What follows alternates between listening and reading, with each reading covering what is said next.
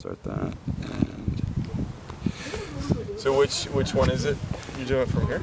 I'm gonna do this from this one. This is my secondary one. Gotcha. So in other words, I'll you can look at me that way. Okay. And I will. This has got a little bit of a longer lens. I feel kind of weird sitting. Well, it's going to be a really tight. I'll show you in a second if you Okay. want to come and see how I frame it. It looked good. The only thing that's cool is, and you can just, if you want to turn your body a little bit, I mean, do whatever you want because I'm going to be tight on you. Cool. I mean, Ghost hands. You devil people.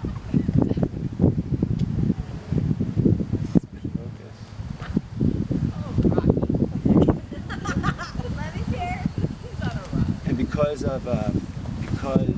you know, you hear people and stuff. Yeah. I try to project past me. You know, Okay. for the answers. So okay. Now I'm just going to right here. Okay. Make sure this is cool. All right.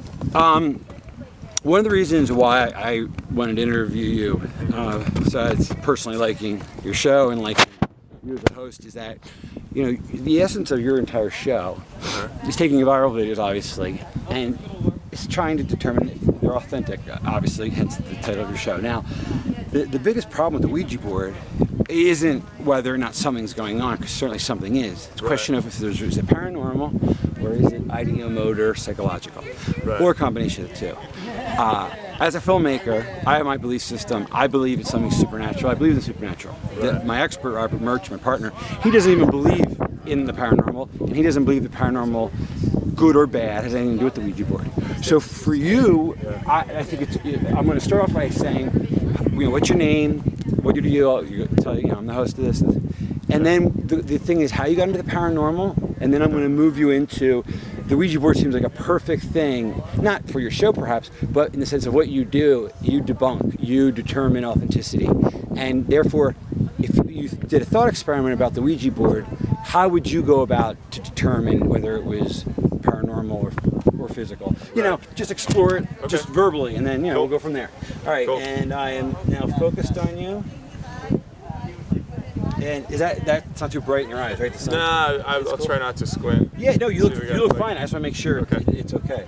All right, so now I have a nice shot of you, and okay. Do you have a boom mic or anything? No, these two actually I got updated this. There's a different mic on this on this 5D Mark II, and I get better results than when I use a boom, because when I get the boom in this wind, even with the windscreen, I get so for actually when it's a little bit of a windy thing, these mics actually are better, and I take usually the audio from that. So that's why I use both. All right, so, where are you on my eye line? so you can look right here on my shoulder here. Okay. So first question: your name, what you do, and how you got involved in paranormal programming on TV, basically. Okay. And action. My name is Ben Hansen, and I host a show on Sci-Fi called Fact or Fake Paranormal Files. I've been involved in the paranormal ever since I was about 12 years old. Primarily, UFO research is what got me into it, and then when I was in college, I started getting into the ghost hunting stuff. Is it based on curiosity or some experiences you had? You know, I've always been interested in things of the paranormal that there's been overwhelming evidence that there's a phenomenon that exists, yet it's not taken seriously. Some of these fields, well, most of them, ufology, getting into the ghost hunting, the mainstream sciences aren't really looking at this with a critical eye. There are some exceptions to it, but what interested me is kind of really trying to take that scientific approach and theorizing, and going beyond just this, No,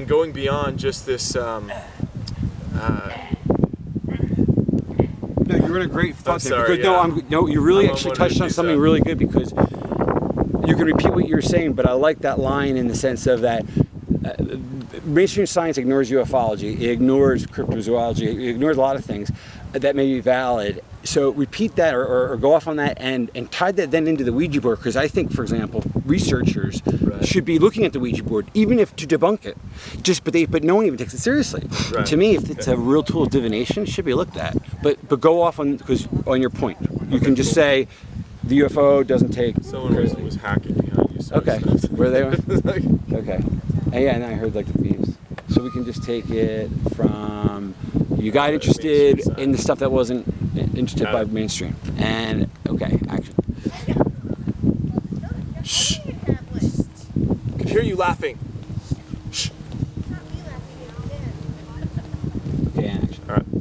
I got interested in studying the paranormal because there are, well, most subjects, whether it's ufology or ghost hunting, cryptozoology, they're not taken with nearly the same seriousness in mainstream science, partly because I believe it's difficult to replicate in experiments.